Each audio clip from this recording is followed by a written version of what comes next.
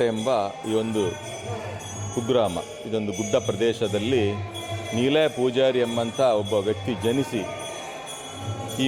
ಈ ಒಂದು ಊರಲ್ಲಿ ಒಂದು ದೊಡ್ಡ ಪವಾಡವೇ ನೆರವೇರಿದೆ. ಅವರಿಗೆ ಅಚಾನಕ್ಕಾಗಿ ಅಂಬಿಕಾ ಅನ್ನಪೂರ್ಣೇಶ್ವರಿ ಅವರು ಒಲಿದು, ಅನಂತರ ಅವರು ಹಿಮಾಲಯಕ್ಕೆ ಹೋಗಿ ತಪಸ್ಸನ್ನು ಮಾಡಿ ಅಲ್ಲಿಂದ ಬಂದ ನಂತರ ನೀಲಯ ಪೂಜಾರಿ ಹೋಗಿ ನಿರಂಜನ ಸ್ವಾಮೀಜಿ ಆದರು.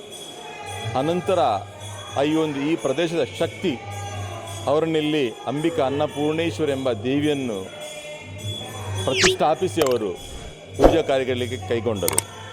ಅನಂತರ ಎಲ್ಲ ಭಕ್ತರ ಕಷ್ಟ ಕಾರ್ಪಣ್ಯಗಳಿಗೆ ಸ್ಪಂದಿಸಿ ಅವರೊಂದು ದೊಡ್ಡ ಮಟ್ಟದಲ್ಲಿ ಸ್ವಾಮೀಜಿಯಾಗಿ ಬೆಳಲಿಕ್ಕೆ ಸಹಕಾರ ಆಯಿತು. ಈ ಊರಿನವರ ಸಹಕಾರ, ಅವರ ಭಕ್ತಿಯ ಎಲ್ಲ ಸಹಕಾರದೊಂದಿಗೆ ವಿದ್ಯಾಸಂಸ್ಥೆಯನ್ನು ಕಟ್ಟಲು ಈ ಊರಲ್ಲಿ ಎಲ್ಲರ ಸಹಕಾರದಿಂದ ಸ್ಥಾಪನೆಯಾಗಲು ಅವರೆಲ್ಲರ ಸಹಕಾರ ಕಾರಣಕರ್ತರಾಯಿತು.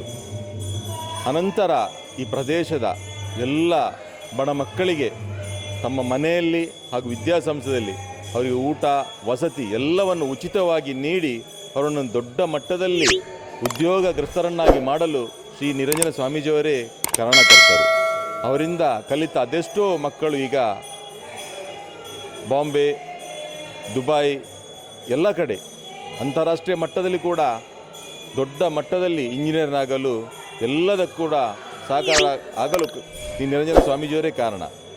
ವಿದ್ಯಾಸಂಸ್ಥೆ ಇಲ್ಲಿ primary, high school, degree, PU college, ಅನಂತರ ಪಾಲಿಟೆಕ್ನಿಕ್ ಈ ಎಲ್ಲ ಸಂಸ್ಥೆಯನ್ನು ಕೂಡ ಶ್ರೀ ನಿರಂಜನ ಸ್ವಾಮೀಜಿಯವರೇ ಹುಟ್ಟುವಾಗಿರುತ್ತಾರೆ. ಈ ಊರಲ್ಲಿ ಅದೆಷ್ಟೋ ಮಂದಿಗೆ ಸಹಕಾರ ಆಗಲು ಕಾರಣಕರ್ತರಾದ ನಿರಂಜನ